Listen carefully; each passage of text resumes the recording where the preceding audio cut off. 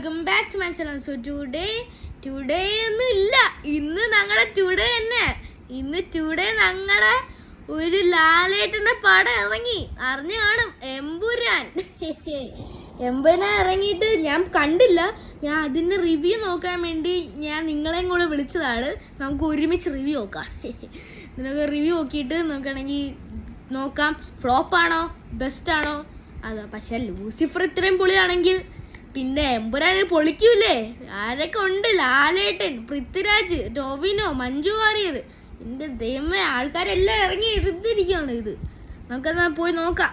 എന്നാ നമുക്ക് ഈ സിനിമ ഉറപ്പായിട്ടും പൊളിക്കും. എല്ലാവരും നല്ലോണം പറയുന്നു. നമുക്ക് നോക്കാം. എടുത്തു വെച്ച ഫസ്റ്റ് ഹാഫ് തന്നെ വർത്താ ടിക്കറ്റ് എടുത്താ കാണാൻ. ബ്രോ നമ്മള് രാവിലെ ഉറക്കം വേണ്ടിട്ട് വന്ന് കണ്ട ആ ഒരു ഇതിന്റെ കരുനാപ്പള്ളി ഒന്ന് കാണാം. തിരിക്കാനൊക്കെ കോളേജ് പോവാ. സൂപ്പർ ഓടാ. ചുമ്മാ ഒരു നെഗറ്റീവ്സ് പറയുന്നത് സൂപ്പർ ഓടാ. സൂപ്പർ പടം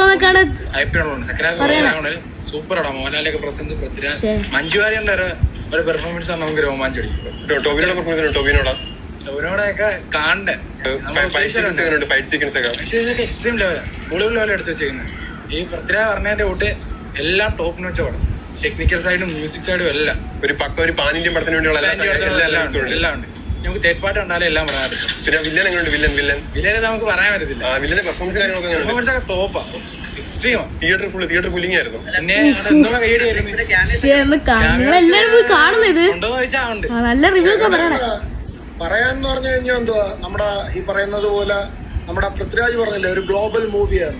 ആ പറയുന്ന രീതിയിൽ തന്നെ ഗ്ലോബലാ പടം തുടങ്ങുന്നതെന്ന് പറഞ്ഞു കഴിഞ്ഞാൽ ഈ പറയുന്ന പോലെ തമിഴ്, തെലുങ്ക്, കന്നഡ ആ രീതിയിൽ തുടങ്ങി മലയാളത്തിലോട്ട് പോണ്, ഹോളിവുഡിലോട്ട് പോയിട്ടില്ല, പിന്നെ ബോളിവുഡിലോട്ട് പോണ്. അത്രേ ഉള്ളൂ. വേറെ ഒന്നുമില്ല. എസ്പെഷ്യലി ഏറ്റവും എടുത്ത് പറയേണ്ടുള്ളതെന്ന് പറഞ്ഞാൽ കോസ്റ്റ്യൂം ഡിസൈനർ ലാലേട്ടൻ ഫുള്ള് ബ്ലാക്ക് സൂട്ടും കോട്ടും എല്ലാം കൊണ്ട് വന്നിരിക്കല്ലേ. പൊളിയില്ലാണ് ലാലേട്ടൻ. പിന്നെ നമ്മളെ ടിനു പാപ്പച്ചൻ പറയുന്ന പോലെ ഇതിനെക്കാളും നല്ലത് മലക്കോട്ടെ വാലിബലിലെ ഇൻട്രോ അല്ലായിരുന്നു. അത് ഇതിനെക്കാളും എന്ത് നല്ലൊരു പടമായിരുന്നു. ഒന്നും ചെയ്യാനില്ല. ലാലേട്ടനെ കൊണ്ട് ചുമ്മാ ഇല്ല വിഡ്ഢിവേഷം കെട്ടിച്ച് എടുത്തു വെച്ചിരിക്കുന്നത്. എന്തിനാ എടുത്തു വെച്ചിരിക്കുന്നത് ഇതണക്കത്തെ ഒരു പടം? ഈ തള്ളലുണ്ടല്ലേ പൃഥ്വിരാജ്, എന്റെ പൊന്നോ, എല്ലാ ഭാഷയിലും എല്ലാ ലാംഗ്വേജിലും ഒരു പൂർവ്വ ബോളിവുഡ് മസാല പടം. അത് തന്നെ എത്ര കോടി എന്നൊക്കെ മുടക്കി എന്ന് പറഞ്ഞാൽ ഹെലികോപ്റ്റർ 2-3 1 ലക്ഷം രൂപ എല്ലാം വാടക കൊടുത്ത് കൊണ്ടുവന്നിട്ടുണ്ട്. അത്രേ ഉള്ളു. അല്ലാതെ 2-3 ഹെലികോപ്റ്ററൊക്കെ കാണിക്കുന്നുണ്ട്. ഒരു മലയാള സിനിമയായിട്ട് എടുക്കും. പിന്നെ ഏറ്റവും വലിയ സന്തോഷം എന്ന് പറഞ്ഞാൽ ലാലേട്ടന്റെ തുടരും എന്ന് പറയുന്ന ട്രെയിലർ കണ്ടു. ഒരു ഹൈപ്പും ഇല്ലാതെ വരുന്ന ആ ട്രെയിലർ കണ്ടാൽ തന്നെ അറിയാം അടിപൊളി. അതിലാണ് പ്രതീക്ഷ. എനിക്ക് ഈ അങ്കിൾക്ക് വയലൻസ് മൂവി ഇഷ്ടമല്ലെന്ന് തോന്നുന്നു. ഒരു തൊടൂന്ന് പറഞ്ഞാൽ ഒരു ഫാമിലി മൂവീസ്. അതുകൊണ്ടാണ് നല്ലപോലെ ഇഷ്ടപ്പെട്ടു. ലാലേട്ടൻ നെഞ്ചു വിരിച്ചിറങ്ങാൻ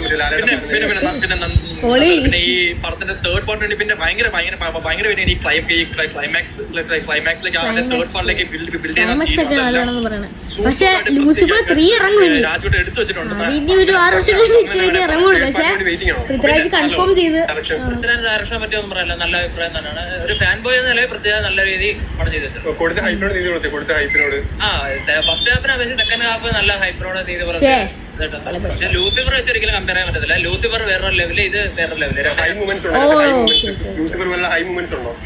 ഉണ്ട്. ഫാൻസുകാർക്ക് ആഘോഷിക്കാൻ പറ്റിയ നല്ല നല്ല മൊമെന്റ്സ് ഉണ്ട്. നമ്മൾ പ്രതീക്ഷിക്കാതൊക്കെ ആയിരിക്കും നല്ല ഹൈ മൊമെന്റ്സ് ഒക്കെ വരും. എന്റെ ക്രെഡിറ്റ്സിനൊക്കെ നല്ല ലൂസിഫറിലാണ് നല്ല എന്റെ മൊമെന്റ് ആയിട്ട് തന്നെ നിർത്തിയിരിക്കുന്നത്. മൊത്തത്തിൽ ഫാൻസുകാർക്ക് ആഘോഷിക്കാൻ പറ്റിയൊരു മൂവി. ഞാൻ ഒത്തിരി എക്സ്പെക്ടേഷൻ ഇല്ലായിരുന്നു. എനിക്ക് ലോ പേസിൽ ചിന്തിച്ചത് അതിനനുസരിച്ച് I am happy with ambassador 800 ആയി. അംബാസഡർ എന്ന് പറഞ്ഞു കൊണ്ടുവന്നവൻ വെറും 800. അഹങ്കാരം എന്ന് പറയുന്നത് മനുഷ്യന് ശകലമാവാൻ പാടുള്ളൂ.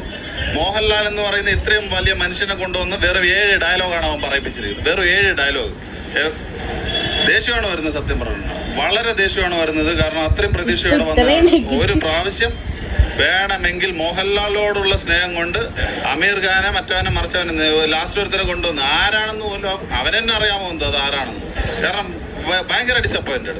ഇത്രയും ഹൈപ്പിൽ കൊണ്ടുവന്ന് അംബാസഡറാണ് മറ്റേതാണ് ഇന്ത്യയുടെ ട്രെയിനാണ്, ഇന്ത്യൻ സിനിമയുടെ ട്രെയിനാണ്, ഇന്ത്യൻ സിനിമയുടെ അംബാസഡർ എന്ന് പറഞ്ഞവർ 800 ക്വാളിറ്റി പോലും ഇല്ല. അഹങ്കാരം എന്ന് പറയുന്ന പൃഥ്വിരാജ് ആണെങ്കിൽ അവനാണ് അഹങ്കാരം ശകലം കാണിക്കും. ഇതേപോലുള്ള ഒരു മനുഷ്യനെ കൊണ്ടൊന്ന് മറ്റേ പരിപാടി ചെയ്യണം.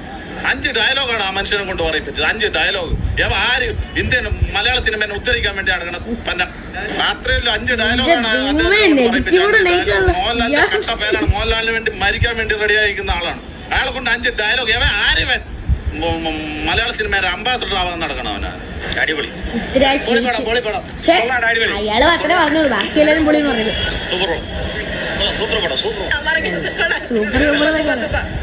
കണ്ടത് അതിമനോഹരം, കാണാത്തത് അതിനേം കാട്ടി അതിമനോഹരായിരിക്കും. സൂപ്പർ. ലാലേട്ടനെ ശരിക്കും പറഞ്ഞു കഴിഞ്ഞാൽ ഓരോ ഫ്രെയിമിലും മാസ് ആക്കിയിട്ടുണ്ട്.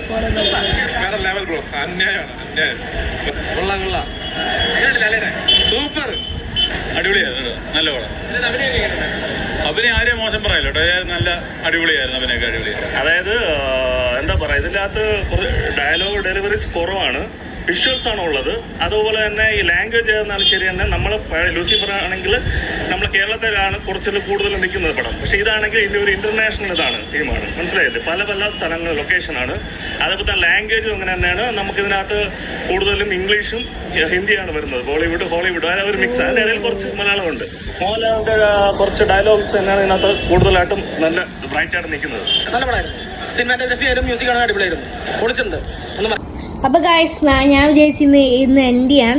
അത്ര നെഗറ്റീവ് ഒന്നും ഇല്ല, പക്ഷെ എല്ലാരും നല്ല ഓക്കെ എന്നൊക്കെയാ പറയണേ. അതുകൊണ്ട് തീർച്ചയായിട്ടും നിങ്ങൾ പോയി എമ്പുരാൻ കാണും. ഞാനും പോയി കാണാൻ പോവാണ്. അതുകൊണ്ട് ഞാൻ അത് കണ്ടിട്ട് ഇത് വേണമെങ്കിൽ ഒരു ഷോർട്സിൽ ഒരു റിവ്യൂ ഇടാം. അങ്ങനെ ഒരു എമ്പുരാൻ്റെ ഒരു ഇംപ്രഷൻ കിട്ടി, ഇങ്ങനെ ആൾക്കാരൊക്കെ പറയുന്നേ കേട്ട്. സോ നല്ലായിരുന്നു, മതിയായിരുന്നു. അപ്പാണെങ്കിൽ എമ്പുരാൻ എന്നാലും ഇത്രയും ഹൈപ്പിൽ കൊണ്ടുവന്നിട്ടും ലൈക്ക് ആൾക്കാർ ലൈക്ക് മോസ്റ്റ്ലി ലൈക്ക് അങ്കിൾമാരൊക്കെയാണ് പറയുന്നത്. ചേട്ടന്മാരൊക്കെ പിന്നെ ലാലേട്ട ഫാൻസ് അല്ലേ, അതുകൊണ്ട് അവരത്രയൊന്നും പറയില്ല. സോ ലൈക്ക് എന്നാലും കൊള്ളാന്നൊക്കെയാണ് എല്ലാവരും പറയണേ. അറിയില്ല, നിങ്ങൾ പോയി വാച്ച് ചെയ്യും. എല്ലാവരും പറയണ തിയേറ്റർ വാച്ചാണ്, ലൈക്ക് അത് ഒരിക്കലും നിങ്ങൾ തിയേറ്റർ തന്നെ കാണണമെന്നൊക്കെ പറയണേ. അതുകൊണ്ട് ഞാൻ വിചാരിച്ചു നിങ്ങളും പോയി തിയേറ്റർ കാണുക. നിങ്ങൾ പോയി തിയേറ്റർ കണ്ടിട്ട് നിങ്ങളാണെങ്കിൽ റിവ്യൂ ലൈക്ക് നിങ്ങളുടെ ഇംപ്രഷനൊക്കെ നിങ്ങളുടെ റിവ്യൂ കമന്റ് ബോക്സിൽ പറഞ്ഞിരിക്കുക. ശരി എന്നാൽ, സിയ.